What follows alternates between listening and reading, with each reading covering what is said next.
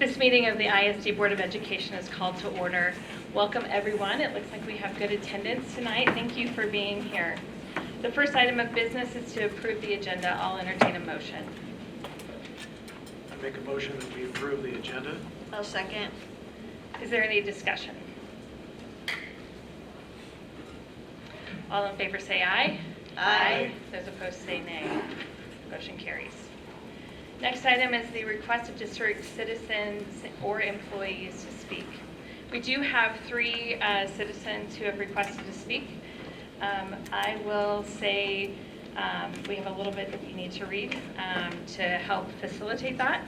Board Policy C-140P addresses comments by the Public Board of Education meetings and states that the total of 30 minutes are allocated for public comment.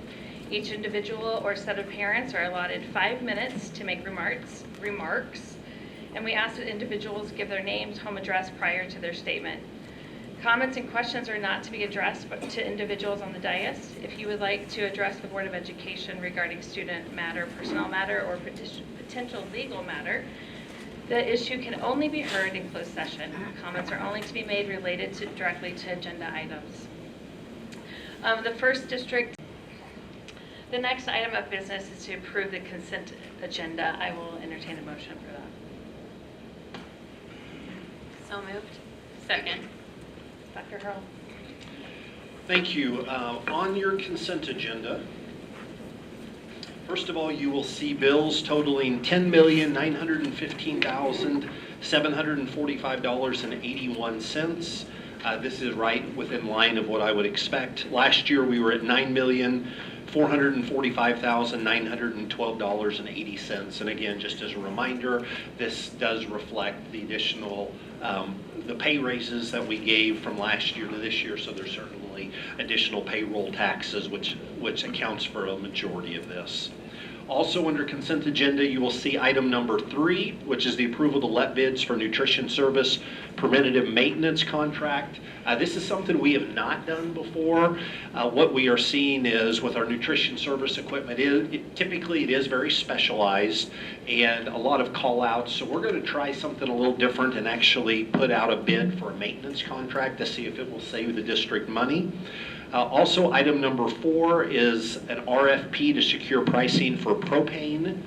We do have, I believe it's 39 propane buses, and that's going to go up to 50 here shortly. So this will get us our bid for our propane for next year. And then we also have to let bids for concrete repair for Chrysler Stadium grandstands. This is a piece of exciting news if you drive by on 23rd Street. We did enter into an agreement with the City of Independence where we purchased Chrysler Stadium. It was not used a lot, and so it is now the new home for the Van Horn baseball team. You will see a new scoreboard. We painted the outfield fence red to match Van Horn school colors, as well as painted the concession stand. But there is a lot of deferred maintenance, and we want to make sure that we're able to stabilize the concrete so we would not have to replace it in the future, that we'll be able to take care of it and get it to the level in which we would expect. So that's all I have for consent agenda. Is there any discussion? I just want to clarify, they've already started playing at Chrysler? Yes. That's great. Yeah, I actually drove by the other day and I saw the scoreboard, and I also saw players in uniforms, and so it was a really exciting to be able to see that. I mean, the parking lot had cars in it. It was really cool. Yeah. Any other discussion? All in favor say aye. Aye. All opposed say nay. The motion carries. Next up is our superintendent's report. Dr. Hurl. Thank you. Mostly what I'm going to focus on is the legislative session, but then also some of the things that we are seeing from a funding standpoint for school districts in the state. First of all, from a funding standpoint, I've done this a lot of years, and this is the first time that I can honestly say that all 3 of our major revenue sources are at risk. When I say that, if you look at federal funds, first of all, who knows what's going to go on with federal funds? We have not received any notice of any of our programs that have been cut or reduced, so that part's good. But again, you don't know what could be coming in the future. Then you have to look at our state funds, and that's through the foundation formula. If you have not followed this, the budget was approved out of the House and passed over. It now sits on the Senate side. It will be brought up soon. The House did pass out the governor's recommendations, and while it does add $200 million to education, that is $300 million short of what it will cost to fully fund the foundation formula.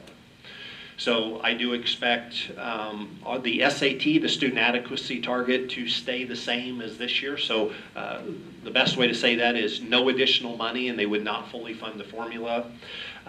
Also coming out of Jeff City is news that I've been concerned about, and I've actually predicted to the school board, is that as we enter what would be the second quarter financially, but really our fourth quarter, we're starting to see revenues from the state slow down. So, and I don't remember the exact numbers right offhand, but I believe for the month of March, compared to last year, we're down about 2.2%. And year to date, the state, we're down about 1.22%. So what that means, you couple that with legislation that's coming out of Jeff City, which are a lot of significant bills that relate to reducing the amount of revenue that will come in to the state through general revenue. It really gives me pause on what it's going to look like next year for funding from the state level. And I'll highlight a couple bills. First of all, the deadline for the budget is May 9th, so we will know something relatively soon. House Bill 2 would fund from general revenues ESAs, which are education savings accounts. And basically it's using public money to pay for scholarships for private schools.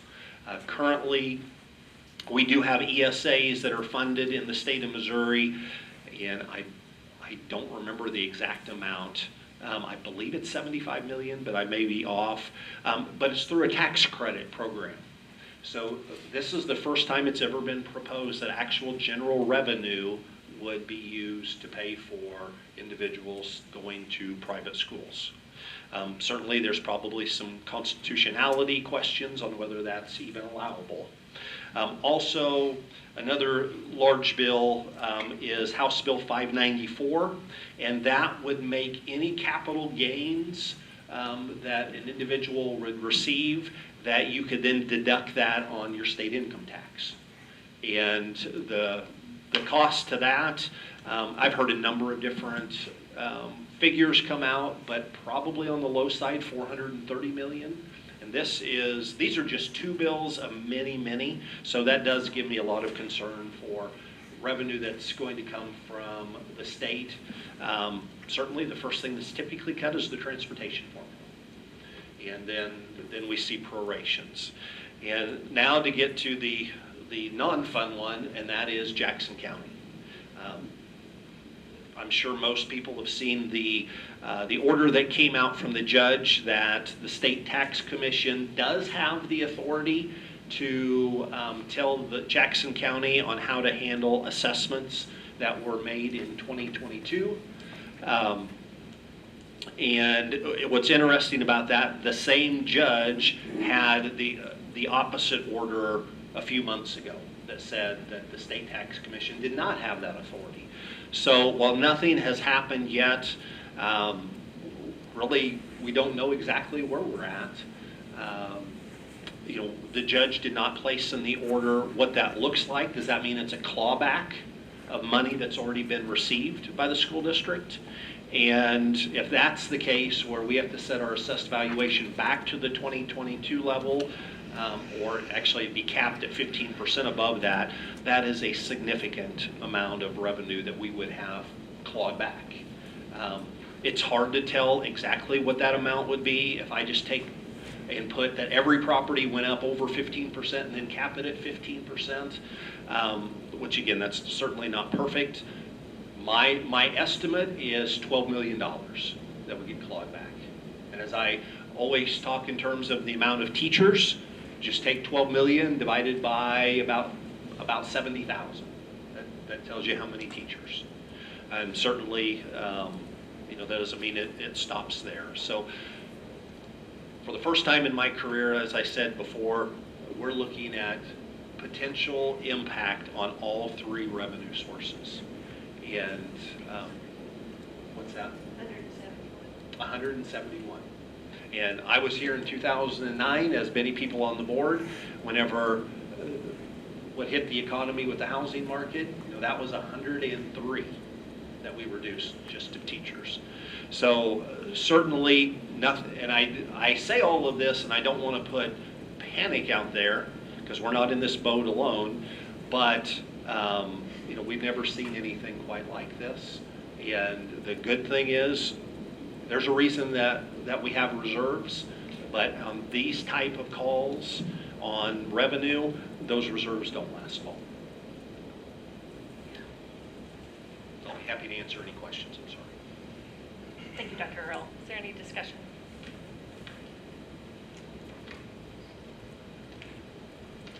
Okay. I'm sorry to kill the mood. Under new business, the first item is approval of the 2025 summer school program. Dr. Earl. Oh, we need to accept a motion. I move to approve the 2025 summer school program. Second. It was me and Jewel, but. Okay. Dr. Earl. Thank you. Before you is the motion for our summer school program. As a reminder, we do have one of the largest summer school programs in the state of Missouri. Our summer school program will once again go from Tuesday through Fridays, so 4 days a week, starting May 28th to June 27th. And we did not have to adjust the start of summer school because we are still ending school on May 23rd, which is different than most school districts.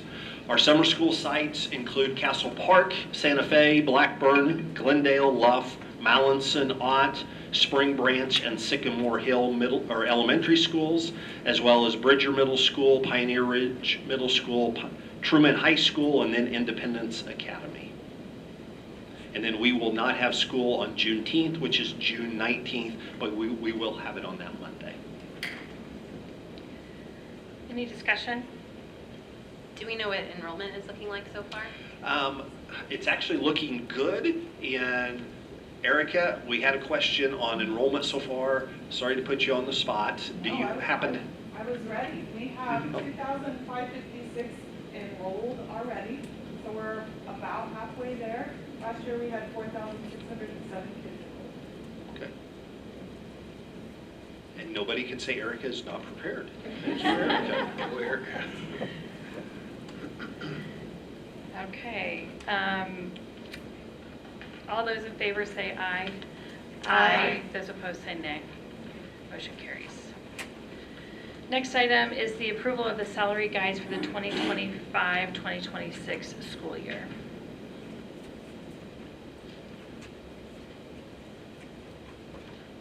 We need a motion. I make the motion that we approve the salary guides for the 2025-2026 school year. Second. Dr. Earl. Thank you. Normally with salary guides, we do those whenever we approve the budget. But since we finished negotiations early, this is something I prefer to do, that we could bring them forward earlier because we can get them on our website.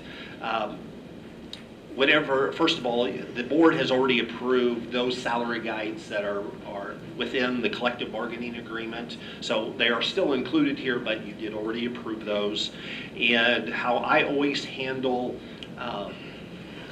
salaries within the school district, we always bargain with the teachers first, and whatever percentage that comes out to be, we apply those salary percentage increases across all salary guides, but while also looking at how we compare to our neighboring districts for each job or job type or salary guide within the district. So again, overall, it's a 4.43% increase, but that does not include the retention incentive of $1,000 for those who are benefit eligible to up to full-time, and then or just under full-time, or the 1,500 those who are greater or that are full-time for the school district. So certainly it's more than 4.43%. Some salary guides receive more than that as well. We did have 2 speakers who spoke on this item, and I am assuming that we are not prepared to work their 2 suggestions into this in any capacity because we don't know budget impacts, we don't know any of that. I would like to move that we table item 2 until our, especially if we are ahead of schedule, until our May meeting, so that we have time to explore both the sub-rate and the recovery room interventionist rate. And actually, I am prepared. Okay, then let's. So first of all, with paraeducators, which the RRIs are on, they got a larger percentage increase than any other salary guide. In addition to that, there were additional significant enhancements related to those who are within our programs, which are our hardest to fill. That's our BASS program or CBSS, our life skills paraeducators. All of those got an additional $1.50 stipend on top of what they already had. So they will get $4 an hour on top of their normal salary. And again, all of these employees got a larger increase than everybody else. The ECSE paraeducators received another 50 cents, as do the RISE paraeducators, so they both get $3 an hour in addition to that. So our para schedule is actually one of the highest around. If you factor in the amount of additional stipends, including what the RRI gets, they are the highest around. Then for our substitutes, I have what other school districts pay. So as you heard earlier, Independence pays $130 per day and $165 for long-term if they have a certificate, and $140 if you do not have a certificate. Comparing to our neighbors, Liberty and Fort Osage are also both at $130. By the way, we are tied for the highest. Fort Osage pays $145 for a retired teacher. So they do require, for that extra pay, someone has to have a teaching certificate and be a retired teacher. Liberty is $155 for long-term. So our long-term is the highest of any school district around. Lee Summit pays $118 per day, $147.50 for long-term. Kansas City is $115 per day, $135 for long-term. And Blue Springs is $120 per day, $136 for long-term. And then Green Valley is $100 per day and $110 for long-term. And it is not unusual to have the delineation between someone having a teaching certificate versus not. And it's really no different than teachers, because we have teachers that we may have one math teacher who gets X amount of dollars, and the very same one that has a higher education, maybe has a master's, they get additional as well. So it is not unusual to have such a situation. Can you tell me if any of the groups that we've discussed, the subs or the RRIs or the paras, are part of a bargaining unit that they would bargain and negotiate for them? The RRI, the paras are part of the bargaining unit. And since the RRIs are on the para schedule, they would also have that. So that has already been determined through the bargaining process. Okay. But the subs, that is just a decision that we make as a district, and it's not part of bargaining. That's correct.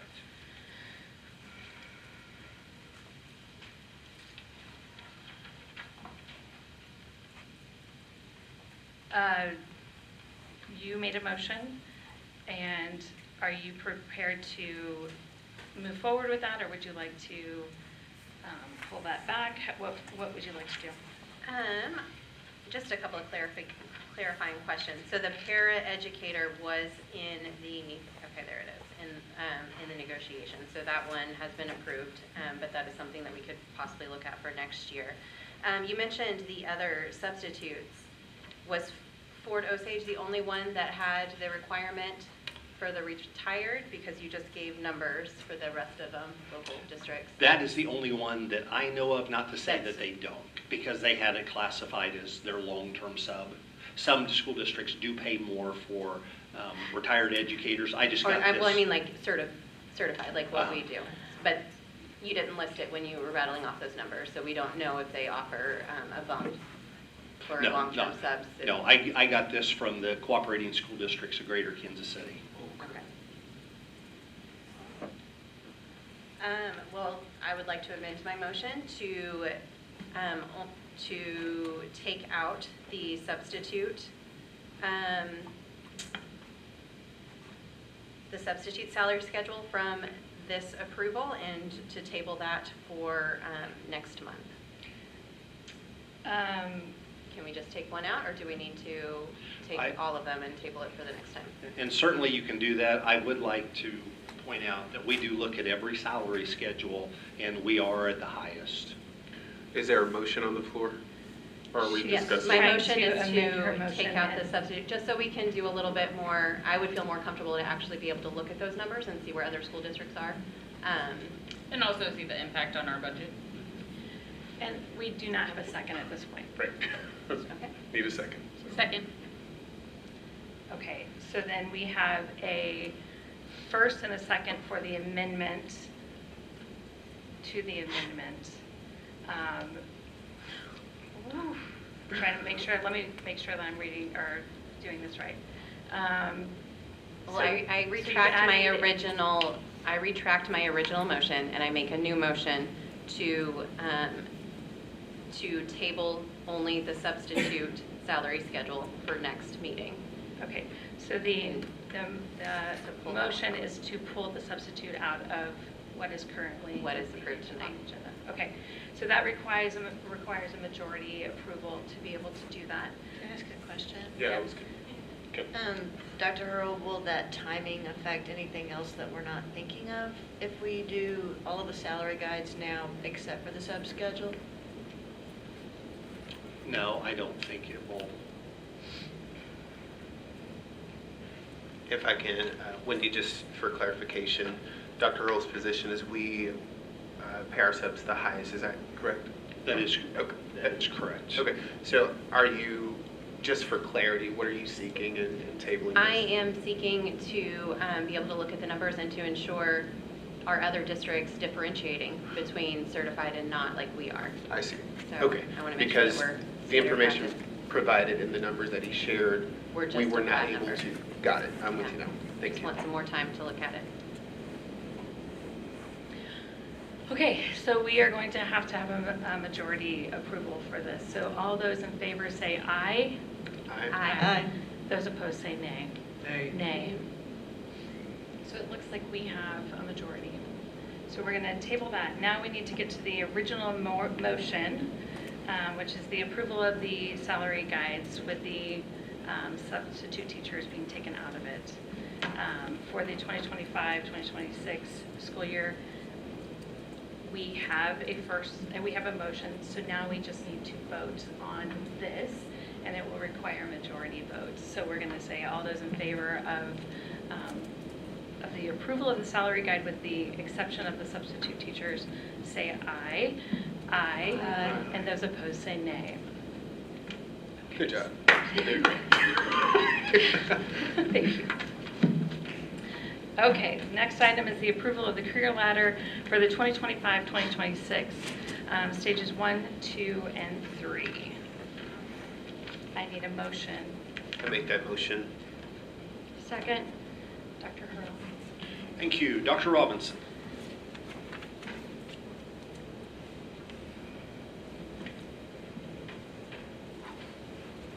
Good evening, everyone.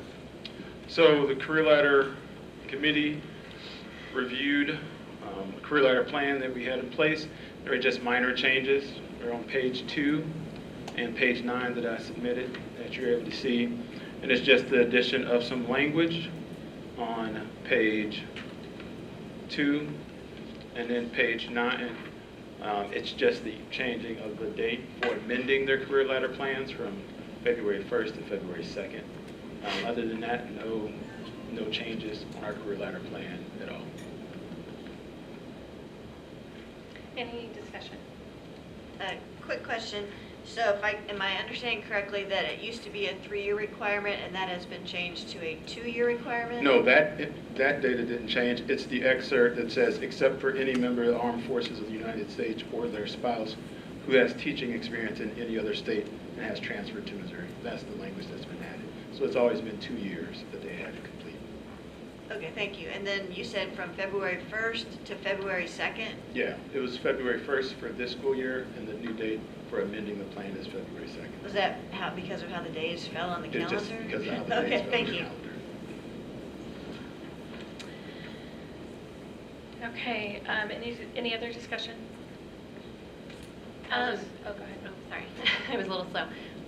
The verbiage on the one that Denise is referring to, it says, except for any member of the Armed Forces of the United States or their spouse who has teaching experience in another state and has transferred to Missouri. I feel like we're missing a word or something there because it sounds like the spouse is the one who needs teaching experience. And then the other one would have the non-armed forces person would not need the teaching experience? I think they're just referring to the armed forces person and not the spouse. The reference is for anybody who's been in the armed forces. Okay, or their spouse who has teaching experience.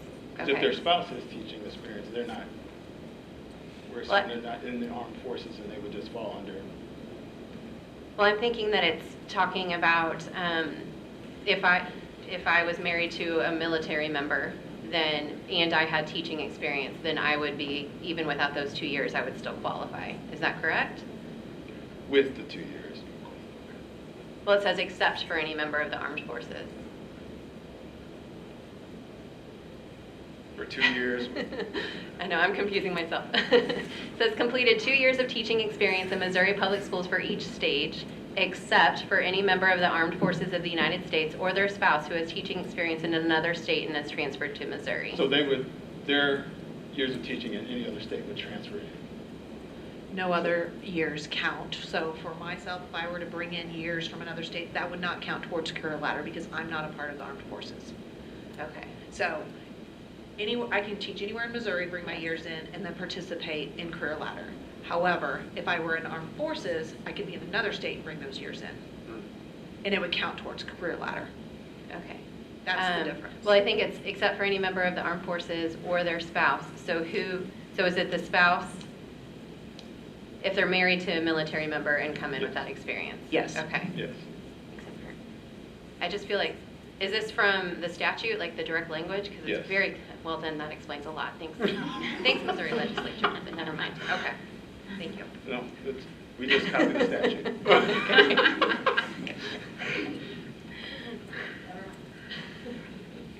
Okay. I'm glad somebody understands it, though. This is great. Any other discussion? All those in favor say aye. Aye. Those opposed say nay. Motion carries. Fourth item is the approval of the Independent School District Comprehensive Literacy Plan. I move that we approve the Independent School District Comprehensive Literacy Plan. Second. Dr. Earl. Thank you. I'm going to invite Dr. Boatwright up.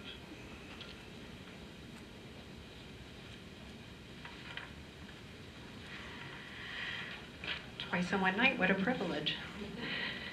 The Independent School District Comprehensive Literacy Plan outlines a robust research-based framework to enhance the literacy education from birth through grade 12. It focuses on equipping students with critical reading, writing, and communication skills aligning with the district's 4 pillars. In addition, the ISD Literacy Plan meets all the requirements as outlined in the Department of Elementary and Secondary Education, Senate Bill 681, and the district's Comprehensive School Improvement Plan. There are 4 components that I'm going to highlight. The first component is our literacy philosophy. It ensures that equitable access to high-quality literacy instruction. It emphasizes the integration of reading, writing, speaking, and listening across all grade levels, and it encompasses the 5 components of literacy instruction. The second component is around shared leadership. It's collaboration among our district leaders, teachers, and families, which fosters a shared vision for literacy success. And leaders are tasked with aligning policies, resources, and professional development to achieve those literacy goals. The third component is our standards-based curriculum, ensuring it is aligned with Missouri learning standards, and the curriculum integrates phonics, fluency, vocabulary, and comprehension. And it includes a tiered approach to vocabulary instruction and disciplinary literacy tailored to subject areas. And the last core component embraces the professional development, which ensures that teachers receive the training and evidence-based practices, including letters in the University of Florida Literacy Institution, or UFLI phonics program, as well as ensuring ongoing support is provided through the instructional coaches and the feedback loop. At the heart of the ISD literacy plan are 3 key focus areas, each designed to enhance that every student, from our earliest learners to our graduating seniors, is empowered with literacy skills necessary for success in school and beyond. These pillars, the instructional framework, assessment, and MTSS, or multiple tiered support systems, and community engagement, work together to create a comprehensive and cohesive literacy system across the district. Our instructional framework is intentionally structured to meet students where they are and to grow with them as their literacy skills evolve. In early literacy, we lay the foundation with essential skills such as phonological awareness, letter recognition, and emergent writing. These are the building blocks upon which their lifelong reading habits are built. At the elementary level, we implement explicit and systemic instruction in phonics and comprehension. Our goal is to ensure that every student becomes a confident and capable reader who can decode, understand, and interact with text in meaningful ways. And for our secondary learners, our focus shifts towards critical reading, exposure to a wide variety of text and writing that supports advanced comprehension and disciplined thinking, specific thinking. This ensures that our older students are not only ready to read, but also to think deeply and to communicate effectively.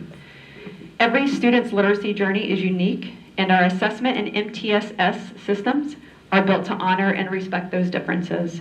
We provide quality Tier 1 instruction for all teachers. We begin by screening all students to understand their strengths and identify the areas where the support may be needed. Based on this data, we provide tiered interventions, such as Tier 2 and Tier 3, that are previously matched to a student's needs. These supports range from strong core instruction to more intensive, individualized, and interventions. For students specifically behind grade level, we implement reading success plans, or you may have heard it as RSPs. These are individualized plans developed in accordance with guidance from DESE and Senate Bill 681. The plans ensure that students receive targeted, monitored support in specific literacy areas with frequent check-ins on progress. We believe that literacy strives when it extends beyond the school walls, and that's why family partnerships are an integral part to our literacy efforts. ISD actively engages families through the regular communication, events like book fairs and take-home resources, which such as family choice boards, which are posted on our district website, and curriculum guides as well. Families of students with RSPs also receive a copy of the plan, complete with specific areas of concern so that they can actively support literacy growth at home. Our commitment to literacy is further structured and strengthened through partnerships with organizations like the Missouri Department of Conservation, which provides meaningful text connections, and our Dolly Parton's Imagination Library, offering free books to children under the age of 5, fostering early reading from birth. By emphasizing our partnership focus, research-driven approach, the ISD Comprehensive Literacy Plan aims to ensure that every student develops the skills necessary academically and beyond. I'll be happy to answer any questions. What did you say the RSP stands for? Reading success plans. Can you share with us who comprises the team that came up with this plan? So the information is gathered throughout the year from teachers, administrators, as we, whenever we're integrating curriculum, and there's feedback on that.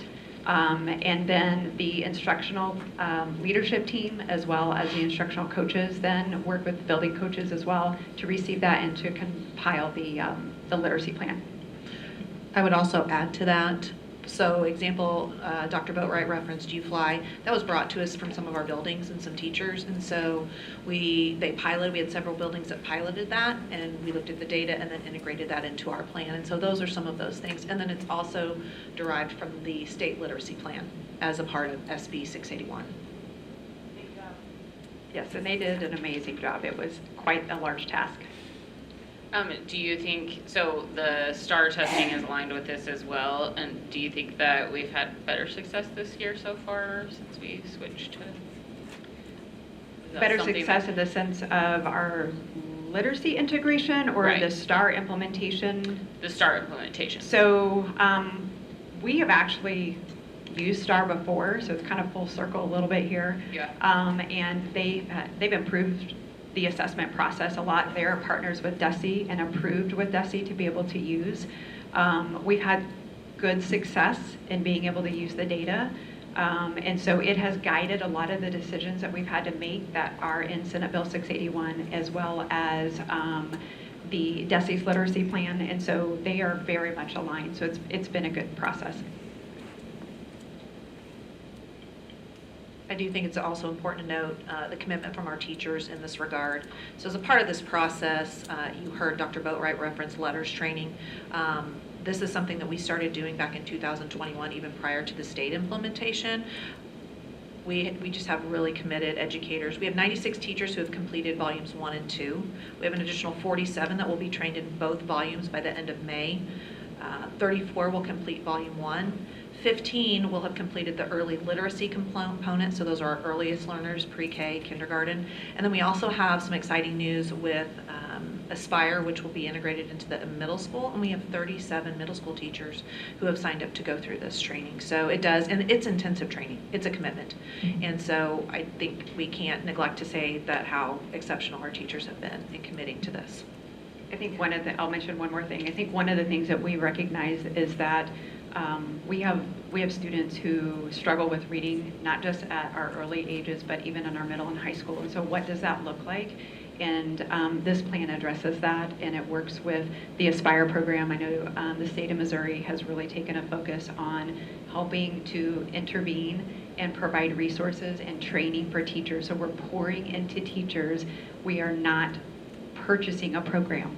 And so we're giving them the skills that they need to be able to teach our readers and our students to be able to be successful once they leave us. We've also had some elementary principals go through the training. And middle school principals as well.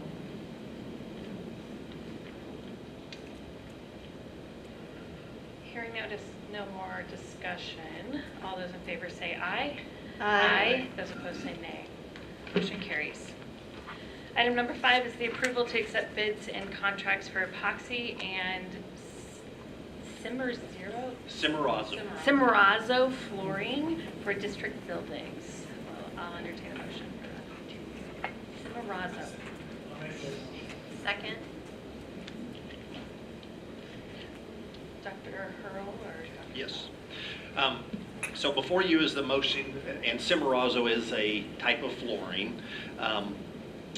The winning bidders for this, first of all, for the epoxy flooring was Unifloor at $304,652. All of you do have a bid sheet on this. The epoxy flooring is what we use in our bathrooms throughout the school district. We have used it in the hallways, but we're trying a different product at Hanthorne specifically. We tested it at transportation in the break area for where all of our drivers congregate, and it's has gone really well. It's a thicker resin. It cleans up a little bit better than the epoxy, and it does not require waxing. So we are going to go in the hallways at Hanthorne with Cimarazzo. Unifloor was the winning bidder for this at $132,895. And I should say, Cimarazzo stands for simulation or simulated terrazzo. So it actually looks like terrazzo flooring. Looks like we had a 19-page contract on that one. Can you go over the personnel that reviews that? Mr. McGee, he did not get his doctorate since last board meeting. Mr. McGee and then our architects go through that. Thank you. I noticed that we use a lot of epoxy floor. Do you feel like this is kind of the direction that you will use going forward, and no more tile or? No more tile. The reason is, one, all tile you have to strip and wax. And not only is it very time consuming and expensive to do that, but also what we found is during the summertime, a significant number of our work comp related issues are people slipping whenever they're stripping the wax. So you don't have to do this, and that's why we've gone for a number of years to our bathrooms going to epoxy. We're trying to go either Cimarazzo, the epoxy, or polished concrete. Okay. Any other discussion? All those in favor say aye. Aye. Those opposed say nay. Motion carries.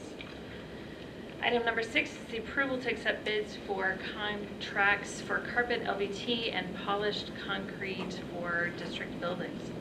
Make that motion. Second. Thank you. Dr. Hurl. Thank you. Before you, you do have the bid sheet. The winning bidder for the carpet and LVT was Regents Flooring at $199,330. And then Unifloor won the bid for the polished concrete at $302,900. You will see a significant amount of the work I think that was DB and not Regents. Am I incorrect there? DB, it's a subsidiary of Regents. Yeah, sorry, I should have pointed that out. At Bingham, that's a large amount of the work. We will have carpet in the choir room, obviously for sound, the main office, the assistant principals and counseling offices, and then all of the classrooms currently are tile. So we will take that up. We will grind down the they will grind down the concrete, so we'll have polished concrete in those areas. Can I ask where the LVT is going? The LVT, Mr. McGee? Break rooms. Break rooms. They don't need as, epoxy kind of floors like the bathrooms. So in this one, I got an 18-page contract for DB and 17 pages for Uni. Same personnel review? Same person. Thank you. All those in favor say aye. Aye. Those opposed say nay. Motion carries. Item number 7 is approval of adjustments of the 2024-2025 school district calendar. Entertain a motion. I'll make the motion. I'll second. Dr. Hurl. Before you is the calendar for your approval. You will see that still the end date is the same as original, which is May 23rd. Snow days are still denoted as March 3rd, March 31st, April 28th, May 5th, May 12th, and then there was March 17th and the 24th was part of the survey that we sent out to parents and staff as far as our makeup day. And again, we got into that every other one situation. Discussion. So some of these days have already passed. Can you explain how that is possible to approve it now? Well, I am hoping that we have no more snow days. In the past, we have actually approved it in March and then had to come back and approve it again. I'm pretty confident we won't have any more snow days. So I guess if we would, first of all, it's a really weird winter. And second of all, we'd have to bring it back before the board, much as we've had to do in the past. There's no issue then with us approving all of the March dates? No, They've already happened and we're good. All those in favor say aye. Aye. Those opposed say nay. Motion carries. Item number 10 is the approval of the compilation of communications from the Sorry. What's going on? Great. Oh, yeah, It they're is. not in the packet. Okay, so we have discussion items. Sorry, let's do this. I'm using the packet for this. Item number 8 is discussion of the Board of Education meeting broadcast. Denise was the one that asked for this discussion, so we will let her start. Just a little history for new board members and our community. I have been pursuing live streaming and broadcasting for several years.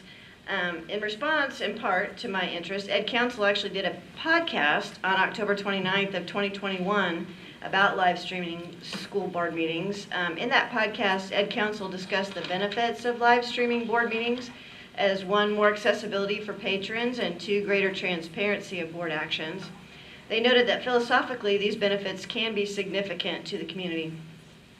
They go on to talk about legal areas for consideration, including 1, accommodations such as closed captioning, 2, determining record retention requirements, 3, use of video in litigation, 4, privacy breaches of student or employee information in public comment, and 5, possible altered behavior of participants if they know that they're being recorded.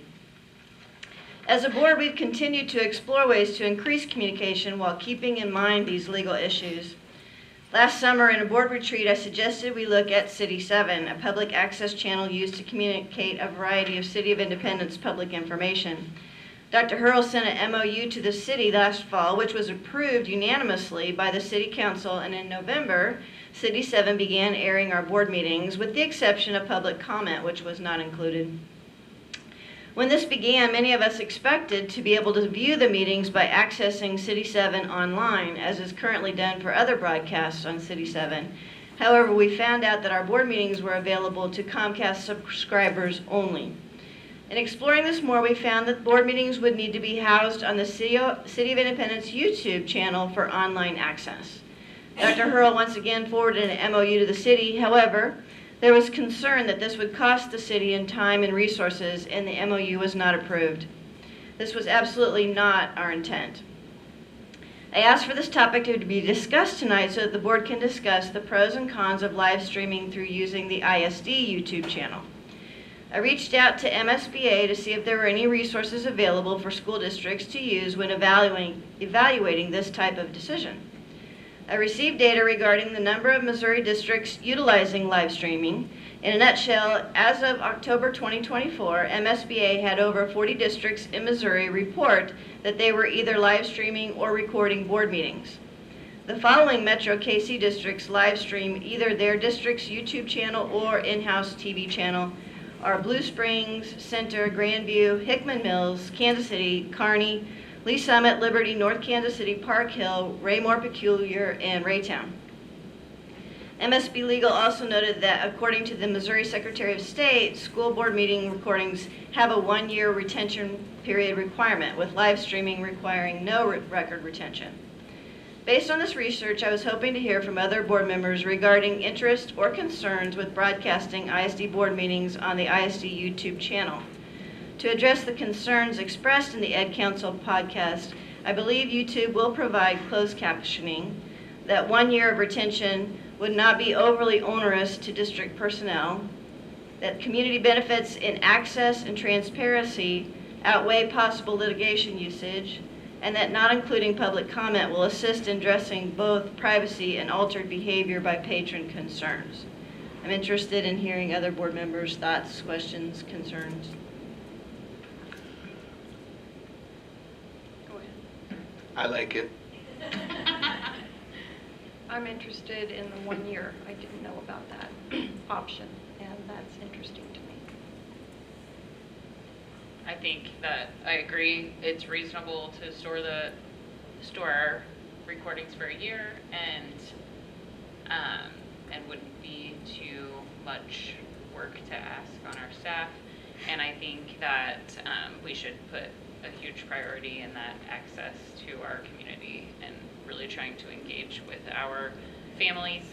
I think there's so many times that we have our own school district events, and it would be impossible to be like, we can't have anything on school board meeting nights. So this is a great way for them to still be able to engage and also support their children in our schools and events. Question for Dr. Hurl. As my husband likes to remind me all the time when I give him remodeling projects, my idea of what is not onerous is sometimes not the same as the person having to do the work. Would you concur that 1-year retention would be doable, or do you have concerns about that? I don't think it'd be onerous as far as placing it on our channel and taking it off. I think the only thing that would be concerning is still the sunshine request, and that's something the board would have to consider, because if we did have a sunshine request, all of that would have to be able to be presented. So just to clarify, my understanding was if it has been taken off, if the record retention period has been exceeded, then it would not be eligible for a sunshine request. That is correct, but within that year. Correct, and that's why I wanted to ask you, make sure. My idea of 1 year didn't seem like a terribly large amount of content, but I just want to make sure to talk to somebody who actually knows what they're talking about. I'd just like to add to, I really appreciate the finding on the 1 year, because truly throughout this process of researching, I did not find that, so I'm glad that was discovered. But I think realistically, today's society, AI is like so interesting. I would find it hard to believe that with all of the progressive strategies that AI provides, that we would have any trouble getting whatever is requested within that year period, if so requested. I would address that specifically, that finding content for a sunshine request does go beyond a keyword search, that there are other considerations for that, and that's probably something we're going to talk about on a later agenda item, but that is not the entire scope of what a sunshine request would require. But that is something that we could charge for, which we have, yes, which we'll discuss later too. I am fully in support of this. This is something I've advocated for 4 years now, so I'm very excited that this is a possibility. I think, sadly, I don't think any of us really realized that City 7 was not the solution that we had hoped it to be, because I was not, and that's on me, I didn't realize that it wasn't available to, if you're not a Comcast Xfinity subscriber. And that leaves out a huge, we were talking about access to technology, and lots of folks don't use cable anymore. Even those who can afford to do so make other choices. And I think that is a really big miss, and this is a way to fix that. It's just by putting it on YouTube. I think that if this is something that we are pursuing as a district, I would think that it would be important for us to be able to have a house on our home website to be able to present this information. So I think that's a question that I'm interested in knowing, probably from asking Mrs. Murphy or Mr. Thien about the parameters in our new website that we are building. Would it allow us to have video content and have the space to do that? It would, and it wouldn't be a problem at all, whether it was housed on our website or on our Okay. Would it be appropriate for me to make a motion? We would need a motion to be able to move forward with having action. All right, I would move that the ISD use the file currently being forwarded to the city to also upload a recording of each board meeting to our ISD YouTube channel, to reside on that channel for 1 year and be removed from YouTube after that, so that only meetings that have occurred less than 12 months prior reside on our ISD YouTube channel at any given time. Would you be willing to give that to Ms. Miller so that she would have the ability to have that written? I second. Dang it. And then I'm going to make sure you're ready. Are you ready for us? We have Just one discussion. more, discussion. So my understanding is this would only be moving forward because we do not have access to the ones that we have already given. So we can't go back and add those. And then question, just for a point of clarity, Denise, and I don't want to throw you on the spot here, but are we saying that we're only required to retain it for a year, and our decision would then be to delete it because if we leave it there, we are then still subject to provide it in a sunshine request? I just feel like the relevance of board meetings after a year, it's not as relevant, so I feel like that it accomplishes multiple things with the same situation. Okay, and do we know that answer, Dr. Hurl? I'm not sure if you know. If we leave it posted for 2 years, would that make us liable to, okay, thanks. This might be a question for Dr. Holt. Would there be any additional cost? What kind of cost would this? I don't think so. Ms. Murphy, would there be any additional cost? There would not. Okay. I would also want to make sure that we are stating that we are allowing the district to make the best choice for the district, for how it is housed. I don't think that should be up to us. Like, whether they want to house it on their website or whether they want to house it on a YouTube channel with a link. Well, then you would need to amend the motion because she said that it was YouTube. So maybe we, Are you concerned about using the district's YouTube channel, Dr. Hurl, Ms. Murphy? I'm not sure. I'm not sure am I understanding what you're saying is yeah, that- so I'm saying, I think it would be in the best interest for the district to make their own determination of how they want that to rest, whether they decide that it's best for them to have it on our district website, or they feel it best for them to have it on YouTube. Well, and there is some clarification needed from Denise if you are going to live stream on YouTube versus uploading the pre-recorded file that we're already using. If you wanted to cut out the public comment section, it would be more difficult to do so while live streaming on YouTube. Yeah. Yes. But we could very easily upload the files that we already provided the city previously. Moving forward, we can house that on our internal page on our website versus putting it on our YouTube page. So I specifically made the motion that we would upload the file we already have because I don't want public comment on there. Also, I would actually like to retain an incentive for people to come to meetings. And so that way, they're not going to see it at the same time that it happens. They're going to see it afterwards. So that's why I specifically did that motion. I am not, married to YouTube by any means. So I'm more than willing to amend that motion to whatever channel or vehicle is appropriate. And if you'd like me to do that, I'm more than willing to do that. I think that would be best. Can you elaborate as to why? Because YouTube is not a medium that we control where putting it on our own website, we do. Do you need me to reread that motion, or can Ms. Annette make that, wherever it says YouTube, change it to district chosen vehicle I of think- communication? Can I just ask one question? Ms. Murphy, does our video capability, does that allow for transcription so that, so it would still close captioning for accessibility if we just hosted it on our website? That wouldn't be an issue because I know YouTube makes it easy, but our Correct. district has No, that it wouldn't. capability as well. Like Mr. Mundane said, there are plenty of AI tools, it wouldn't be a problem. Okay. Great question, Director Baird. I agree. So we're good with just changing that one? Okay, so we have a motion in place that received a first and a second. And so we now have an amendment to the motion. So we need to go ahead and vote for the amendment to the motion.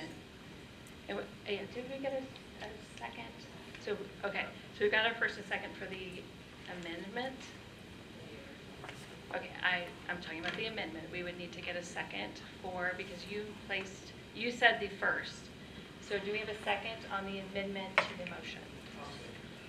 Okay, and then from there, we need to get a more majority approval. So we're going to do a vote. Are you ready for us? I'm so sorry. I want to make sure that you're able to keep up with us. Okay, all those in favor say aye. Aye. And those opposed say nay. The amendment to the motion carries. So now we need to vote for the motion on the table with the amendment.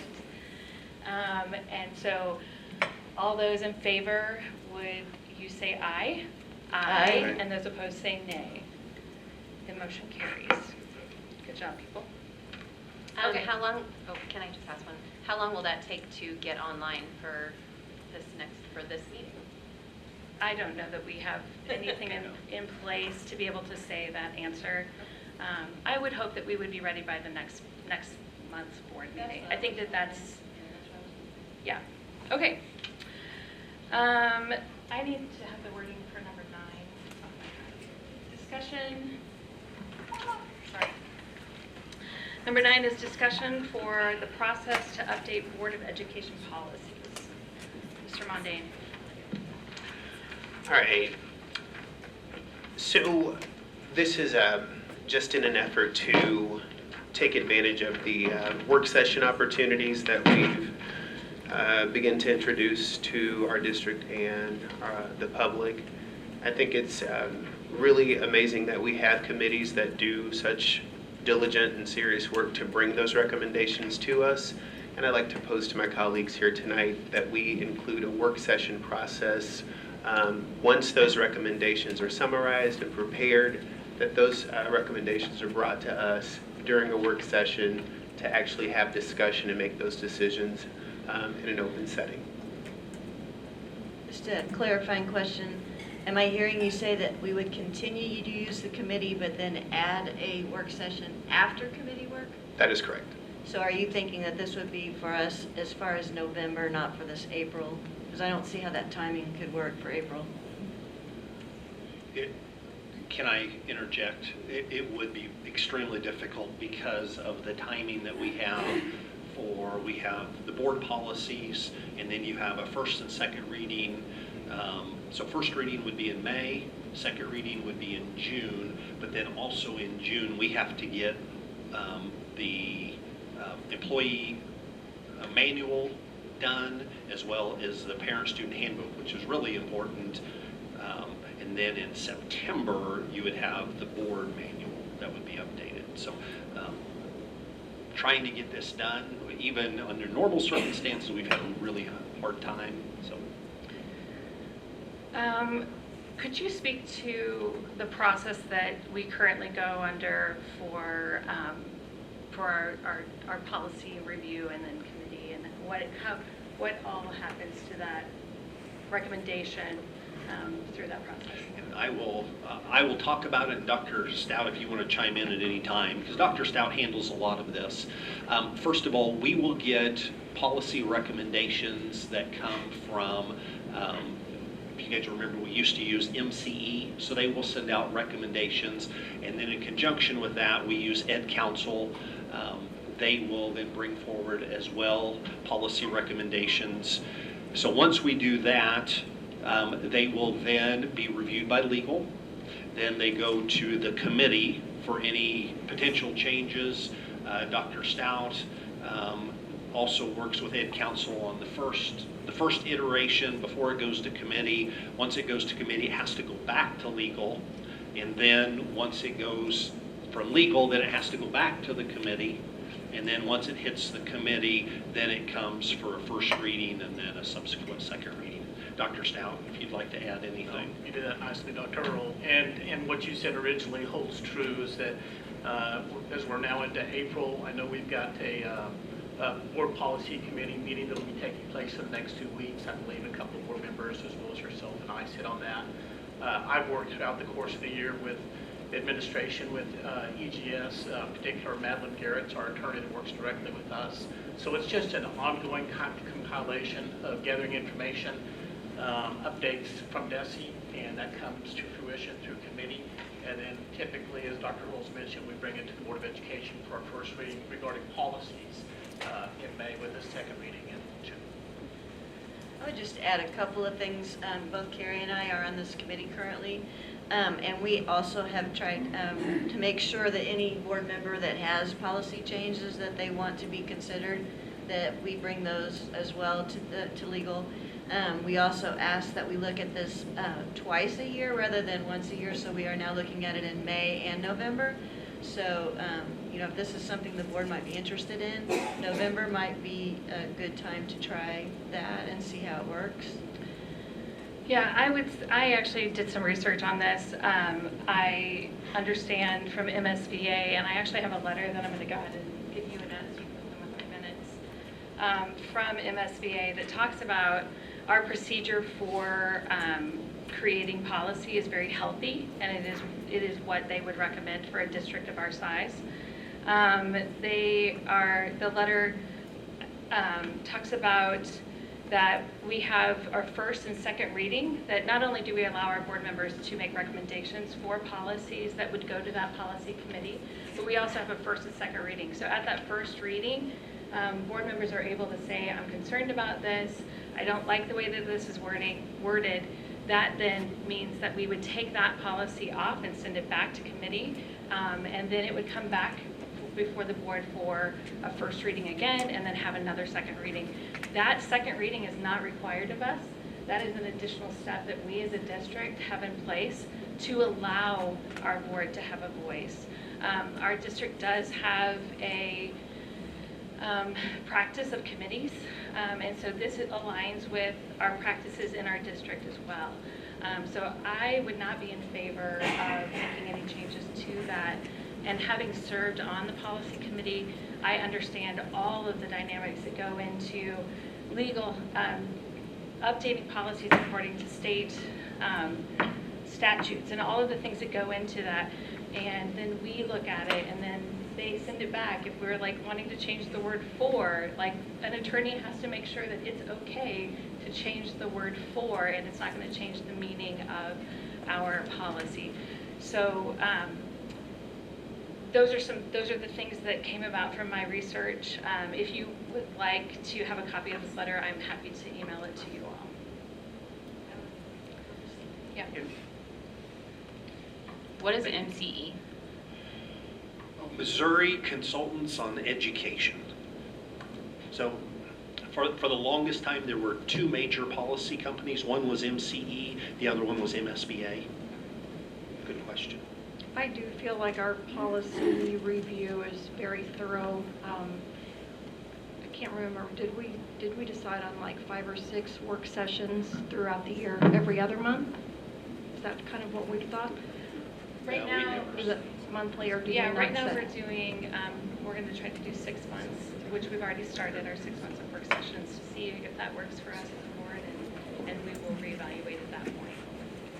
Okay, I do feel like it's pretty thorough. They have lots of eyes on them, all the policies do throughout that process. And it has happened recently, if I remember correctly, that we pulled a policy out within the last year, sent it back for another reading. So we had, I think, 1 policy, maybe even 2 that time that were sent back and then came back. It's also true that the community, I believe, has access to the policies after the first reading. So community can, voice their opinion too on those.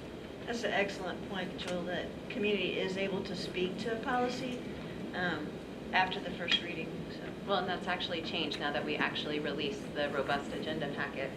Folks can review the policy verbiage before it is. One of the challenges of not sitting on the policy committee is that, and I know Denise, you're very good about this sometimes, because I'm still learning the calendar and when things are discussed and approved.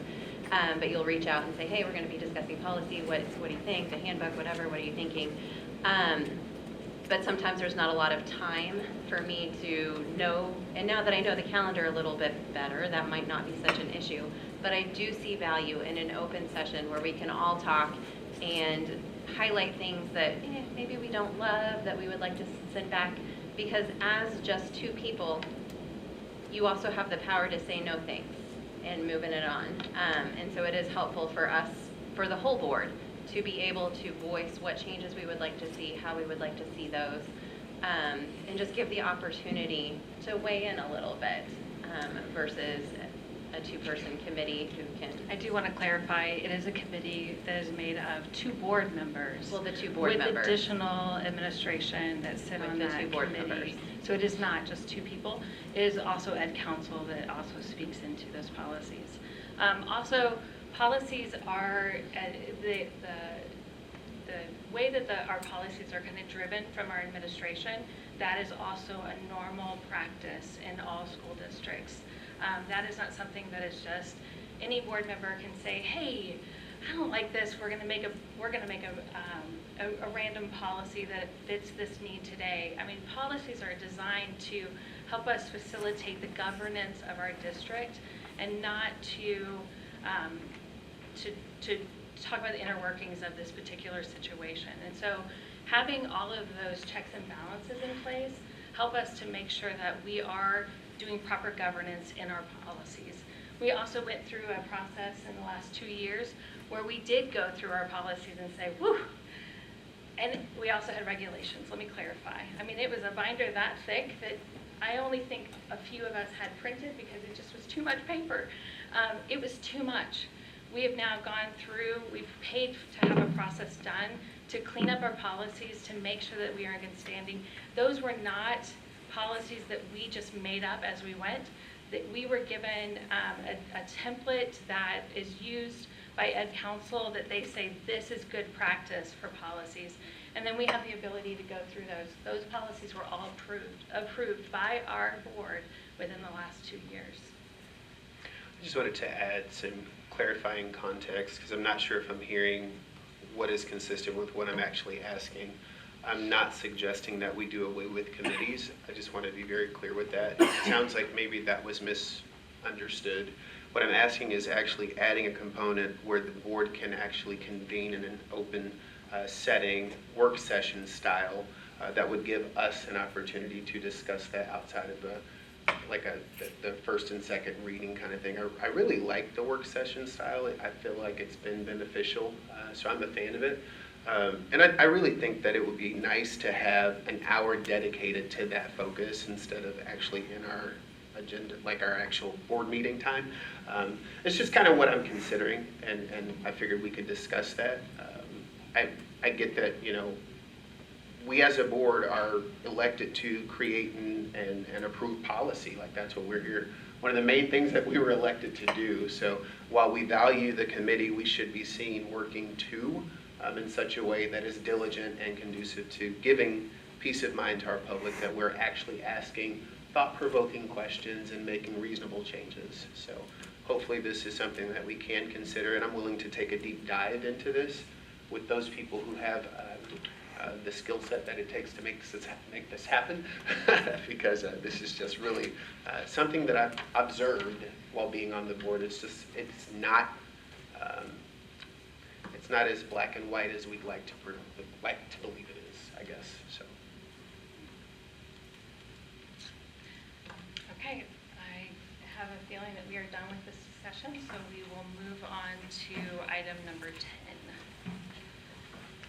Approval of the compilation of communications from March board meeting planning and snow day makeup. And then I would need a first and second. I make that motion. Second. John, Director Prente, I think we're going to turn the video off. Okay, I had asked for communication on this because I needed some clarity on what was expected of staff for staff snow day makeup. And this was tied to March board meeting planning as well. So I was not receiving the information that I wanted, so I did a sunshine request and now would like for the board to be able to access this information as a board. I think it is appropriate if I read G285B, and that is in the board manual. It states, so there is a process for this. Board members have authority only when acting as a board. Formal requests for information and records by board members should be directed to the custodian of records. If the requested information or records is an open record and already exists in documents that have been prepared and available to produce, the custodian of records will provide the information or records to the superintendent to be distributed to the entire board. If the information or records requested are not in an open record and in a document that has been prepared and available to produce, the board president and superintendent will determine whether the information should be produced in a document for distribution to the entire board.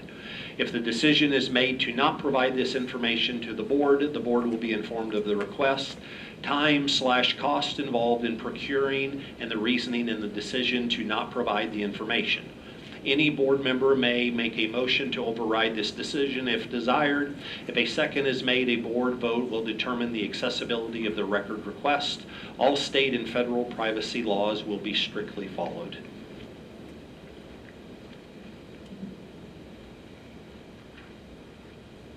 I think it is pertinent to, I'm sorry, go ahead, Denise. I was just going to ask a clarifying question. That's from the board manual, and I believe what Brandy did was a sunshine request. Can you talk a little bit about the difference and which avenue is the best or appropriate for this type of a situation? Really, you could use either one. Normally, with a board member, you would go with G285B, but there is, if a sunshine request occurs, it does not matter who brings it forward. We have to follow the same procedure, no matter who brings that forward. So in this case, it was a sunshine request. Mr. Thien, is he here? Oh, he's in the back. So whenever we do have a sunshine request, just so everyone knows, we do follow the same procedure no matter what.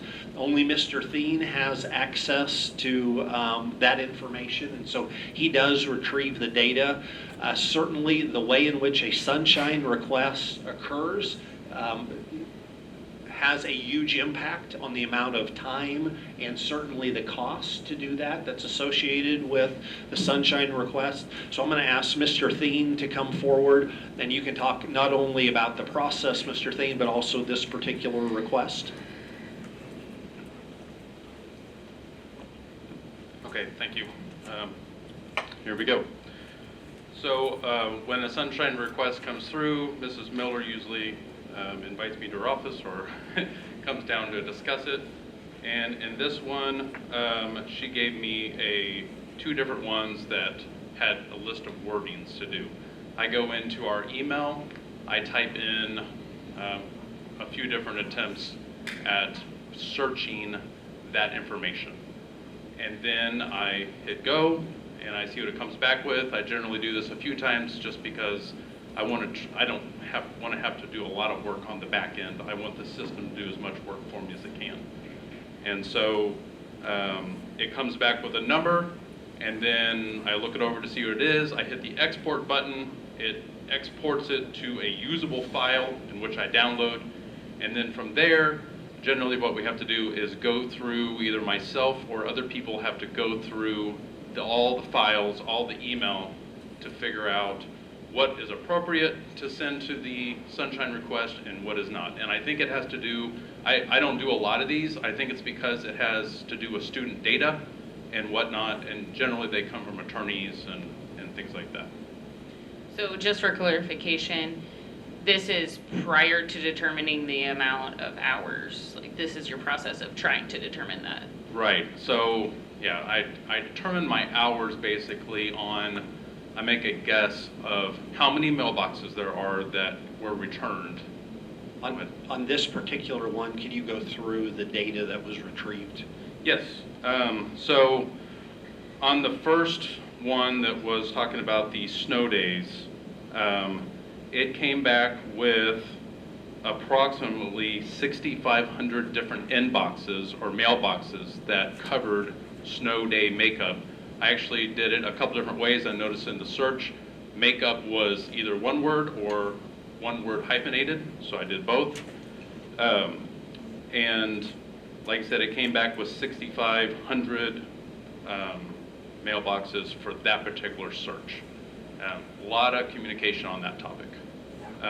I can tell you that in those 6,500 mailboxes, there was 111,007 emails associated with that search.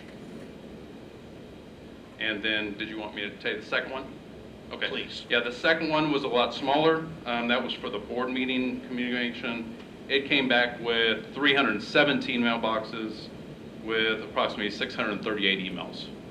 So, Mr. Thien, just so everybody understands the process, so the 100,000 plus emails, I'm assuming someone has to go through and read all of those as to look for, make sure there's nothing that should not be submitted, as well as any potential things dealing with legal information that could need to be redacted and then sent to our attorneys for review. Correct, right. And the way it's done is I download what they call, not to get too technical, but it's called an inbox file. When you do a search, I like it when someone says, hey, just look at this mailbox, because then I just get one inbox. But in this case, I received 6,556 inbox files, which I then load into an inbox reader, and I have to go through each one by one. So whenever you come up with your amount to charge, and just again, so everybody knows, whenever the amount to charge, the way, and I'm paraphrasing, it's the lowest paid individual who could do the work. Todd, we only allow, because some of it, these are individuals, even though they're ISD emails, they are private information, potentially. You're the only one basically that does this typically for that reason. So how do you come up with the cost? Because we don't use your actual rate, it's far more expensive if we use your daily or your hourly rate. How much the cost as well as the amount of time before we can produce the sunshine request? Okay, so what I do is I go to my salary scale for my department, and I look at level 1, step 1, which is, it happened to be $17.93 an hour. That's if an employee comes in with no education, whatnot. And then I determined that I would have to look at each box. That each box, it would probably take me, give or take, 5 minutes. I just guessed at 5 minutes, some maybe a minute or two, maybe some much larger. I looked at a few different boxes just to spot check the first 20 or so. There was some email, or some boxes contained 15 or 10 to 15 emails, and there were some boxes that contained over 50 emails. So those just one that I'm gonna have to read each one. I just kind of made a best guess that it would take me 5 minutes per box. I took that 5 minutes per box, which means I could look at about 12 boxes an hour, and then I divided that by the 6556 and came up with about 546 hours. And then I divided that by 8 hours a day, and I came up with taking about 68 days to go through that.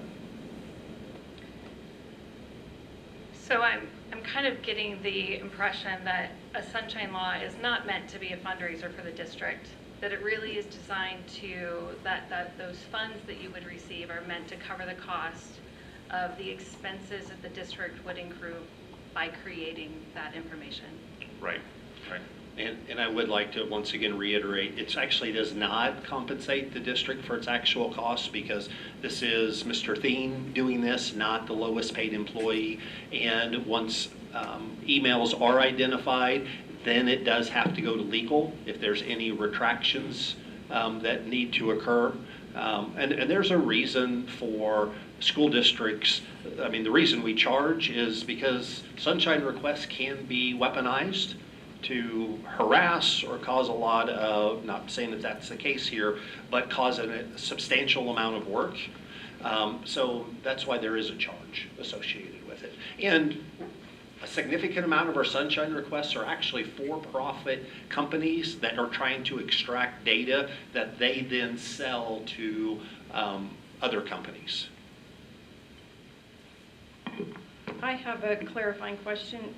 In this particular, the larger request, would it pull out an email if, say, Teacher A sent an email to Teacher B saying, hey, what do you think about this snow day?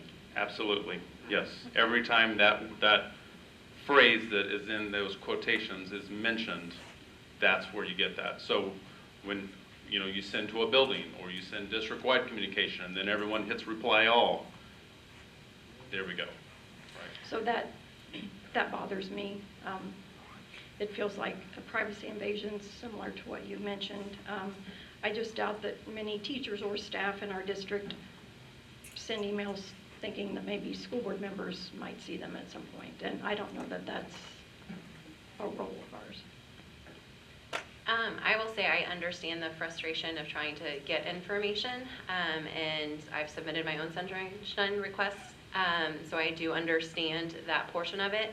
If we were to narrow the scope, because I don't want to speak for Brandy, but if we were to narrow the scope so that we were only looking at what ISD leadership had discussed, like maybe cabinet members had discussed about the plan for snow day makeup days and how that came to fruition, and the notes from that would significantly reduce our costs, correct? That wasn't anything that Director Fuente ever put forward in her correspondence.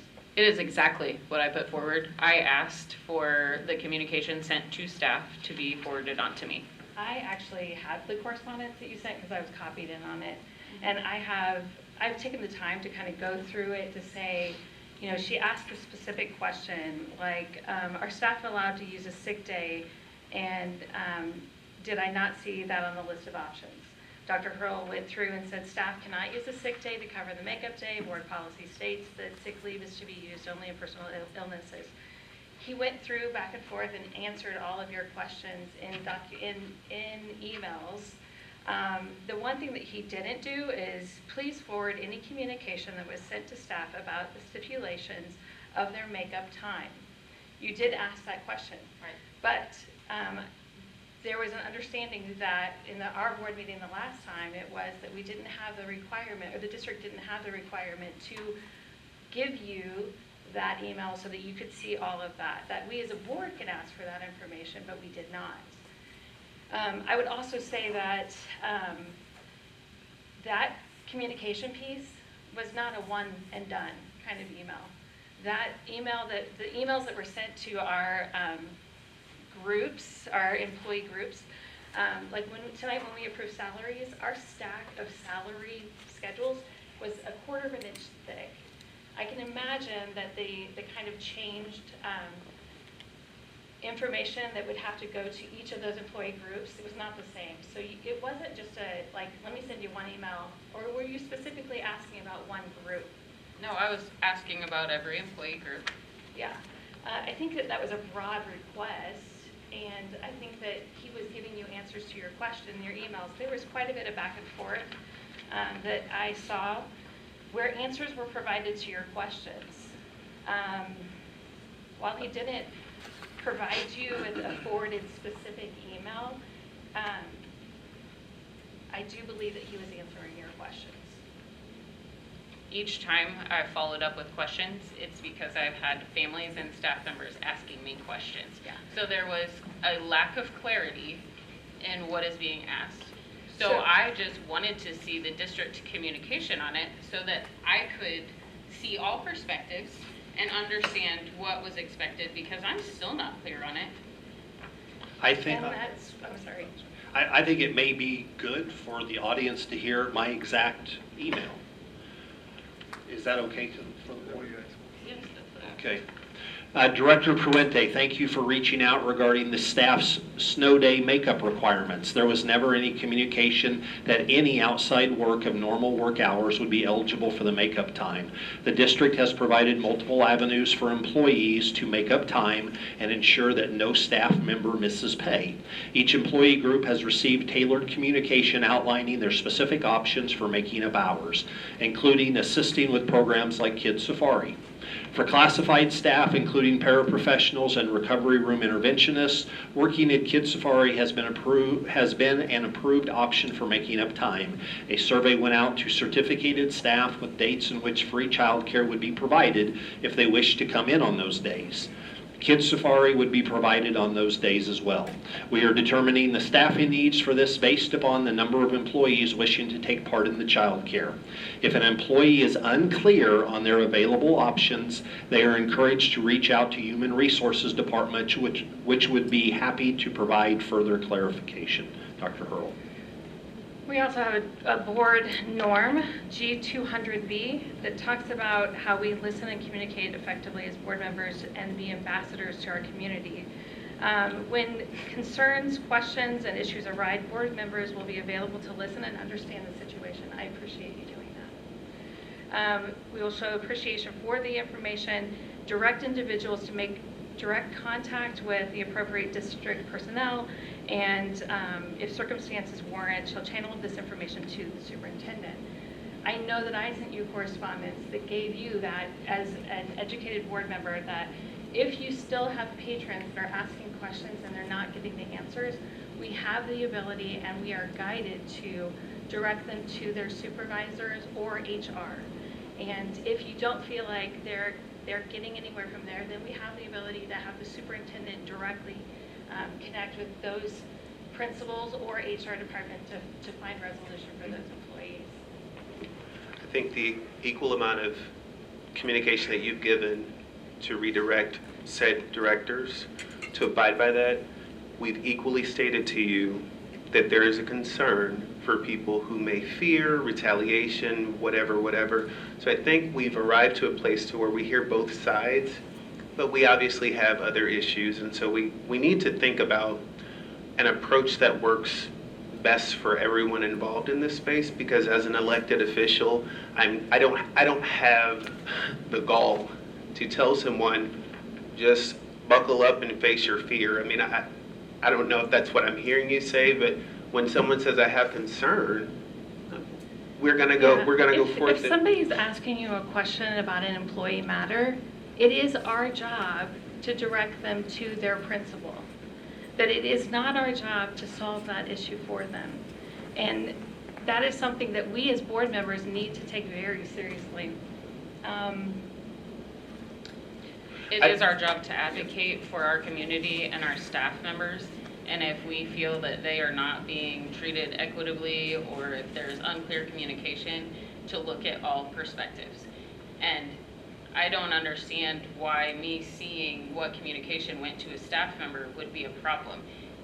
It is our job to approve calendar adjustments, staff work hours, and that is affecting and impacting their schedule and their work hours.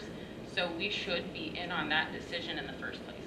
And I'll just add that Brandy asking for that information, that was of interest to me too, because I was being forwarded some of the emails, not all of the emails, but some of them, and to have a more clear picture of what had been communicated and when would have been helpful, just to know and to help folks, because when you're only receiving part of the story, it's important to know all of it. And I also wanted to add something else, and I just lost my train of thought for something else. I just wanted to explain how it feels as a board member to, feel like people are disappointed. I recognize that we don't have a solution to everyone's concern. I also realize that some people have different experiences, and things might show up differently when it's communicated. People read into things, all of those different variations in communication. And so in some ways, we are there to advocate for the community and to go forth and say, hey, can I get more clarity? I feel in some ways, when we continue to point back to said policy, it almost demonstrates to us that we're out of place. And I just want to make sure that I'm not hearing that, and that I am hearing, yes, continue to advocate for the community, absolutely, and we welcome that. And to recite a policy over and over again sends a totally different communication. And I don't know if that's your intent, but we're looking to our leader to say, hey, this is the pulse of what we're getting in our little nucleus and in the community. I don't want to give people reason to feel like, mundane. Anyway, I want people to know that I support them and that I'm living out the reason why I ran. And I think we all share the same thought process. Yeah, I mean, I understand where you're coming from. I can respect when people come to me with concerns. Quite honestly, I live with one of them. I mean, my daughter was like, oh, I got to make up these days. I don't want to make up these days. Her coworkers also said the same thing. I understood that. I also know that our district went back to them and said, hey, here's some more options for you to be able to make this up. Under your contract that you signed, you said that you would fulfill these amount of days, and this is what we need you to do. He also gave communication for those buildings to communicate directly with their people. That was because we as a board said, hey, we're not sure that they're getting the information that they need. Can you go back and make sure they understand? Those buildings then had meetings, each one of them, with their staff. The district was addressing the need that was brought to them. I think what's interesting is you were getting the answers, Brandy, in multiple emails that answer the questions that your constituents were giving you. But did you go back to them and provide them with the answers that were given? Or did you only tell them what you wanted them to hear? I didn't get all my answers. The but only I thing you certainly- did not get Excuse me, I was was talking- that email. Madam President. I think we should probably read the code of civility that we approved last I meeting, wasn't. It's fine. where we allow everyone to speak. But I have shared information that's been shared with me, with anyone who has reached out to me. My issue is we are dictating what counts as hours and telling teachers that an evening school event doesn't count. Why would an evening school event engaging with families and our staff not count towards your makeup hours? Like, I just don't understand why we're micromanaging that piece and basically discouraging our staff to reach out and engage with the community. And actually, I'm going to ask Mr. Latham if you don't mind coming up to talk about this process.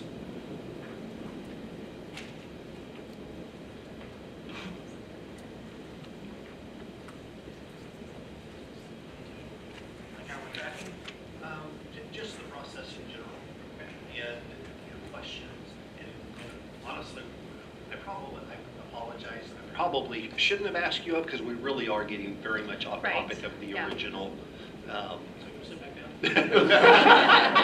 You sound really excited about that. So we probably do have a request at hand. Yeah, I can speak into that, we do have what we are addressing right now is item number 10.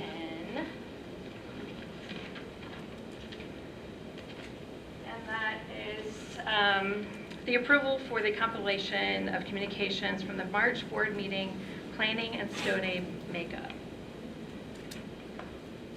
If it is agreeable to Brandy, I would like to make an amendment to this approval to only include ISD leadership and cabinet members, so superintendents, deputy superintendents, and our other cabinet members. Can I ask a clarifying question?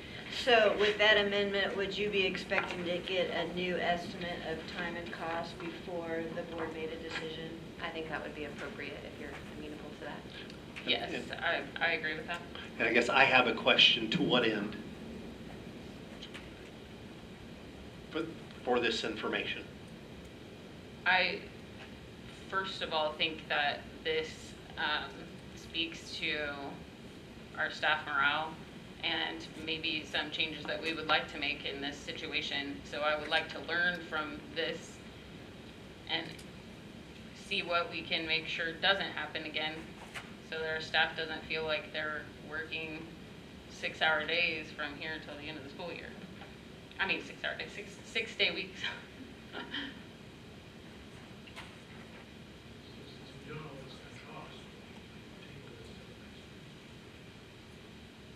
I thought the amendment was to ask for the cost and time. Am I understanding correctly? Yes. So basically, we would need to then, that the amendment, if we're saying that we wouldn't, if we're going back to her with, you're going to provide the cost again, then we would probably need to table this amendment, because it wouldn't make sense for us to vote yes or no to this amendment. There's nothing to vote on. Unless we vote on this particular motion that we have at hand and we get the answer yes or no. Sorry, just a point of clarity, are we talking about the actual sunshine request or just saying the board will say, okay, get her the information? Sorry. The motion was to have the board approve the compilation of communications from the March board meeting, planning and snow day makeup, as Brandy requested in her sunshine request. So I guess the question is for you, Brandy, so that I can be clear. Are you asking that we go through with a sunshine request, or are you asking the board to convene and say, yes, we are aligned, that we'd like to have that information as well? With the amendment saying that we just need the administration and cabinet emails, not, or administration and cabinet communications, not all.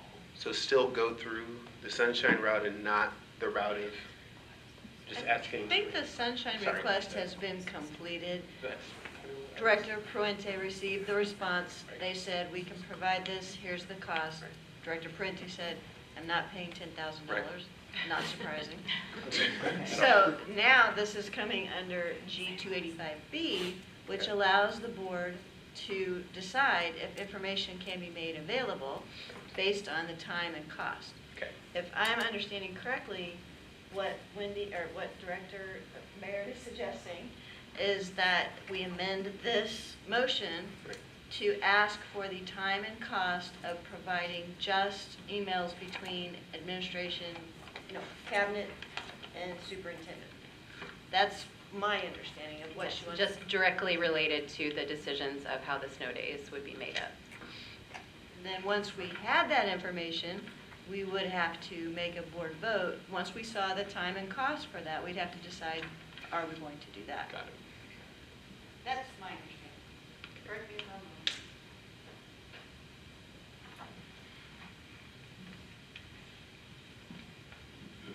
Okay. I know. Second. Okay, so what we are saying is we are needing to we're trying to approve the amendment to the original motion. So all those in favor say aye. Aye. Those opposed say nay. Nay. So the motion carries to approve the amendment. And now we need to vote on the approval of the compilation of communications from the March board meeting planning and snow day makeup. As it's amended, it's just asking for the time and cost. Okay, so we're,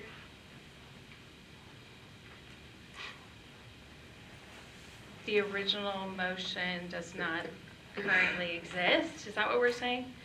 That was my impression, that the amendment takes place. Right, the amendment takes the place of it? The Got my am- Robert's rules. Can I please, I just need, okay. I need to ask a clarifying question You again. may, yeah. Okay, so what I'm understanding is we're showing ourselves considerate to the time and effort it will take, and dollars it will take to get said information, be it through our policy or be it through a sunshine request. Is that correct? I believe at this point, the sunshine request is off the table. Okay, so we're not even, okay, so now what I hear you say is that regardless, we're out of the way of a sunshine request, but I want to know what it's going to cost and the effort it's going to take to get said information. Because I want to be thoughtful till I said Mr. Thien or whoever has to do this work, I want to think about what it's going to cost to get that done. Okay. So I guess we can have allowed discussion to that, but I would like to set a parameter for that discussion. Director Mendine, I'm asking you to set a 10-minute timer, and we commit to 10 minutes of discussion. And if we go over, then we would have to have another motion to either continue this discussion or to have a motion for action. Would that sound like a fair way for us to manage this discussion?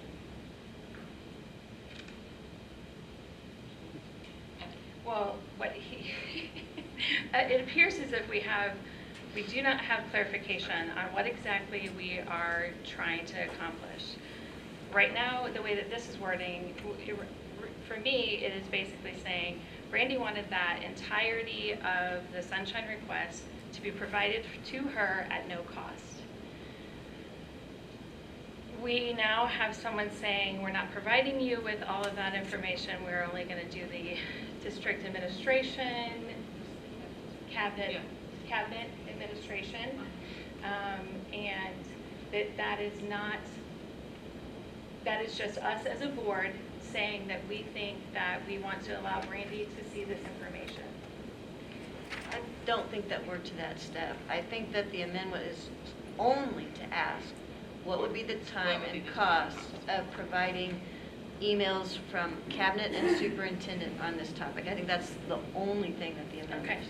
That's my understanding as well. So that we are completely scratching the wording from the original motion, and we are just voting on. And that is what I'm trying to get taken care of, but I feel like we're not on the same page. thought it was amended. That was my intent. Okay, so,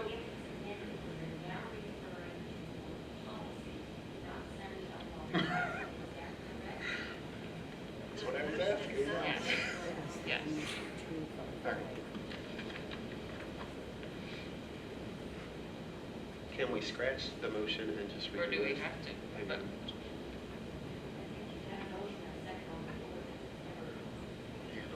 okay. So I think we have to take care of the original motion. And that is by vote of the majority. We are going to have to take care of the original motion. So all those in favor, say aye of the original motion. All those opposed, say nay. Nay. Okay, we've taken care of the business at hand. And we are ready to adjourn. Do I have a motion for adjournment? I move to adjourn to closed session pursuant to Missouri State Statute for Legal Matters 610.021, subparagraph 1, and personnel issues 610.021, subparagraph 3, and 610.021, subparagraph 13.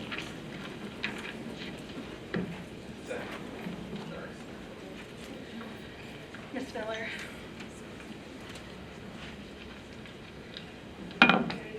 Yes. Yes. Yes. Yes. Yes. Yes. Yes.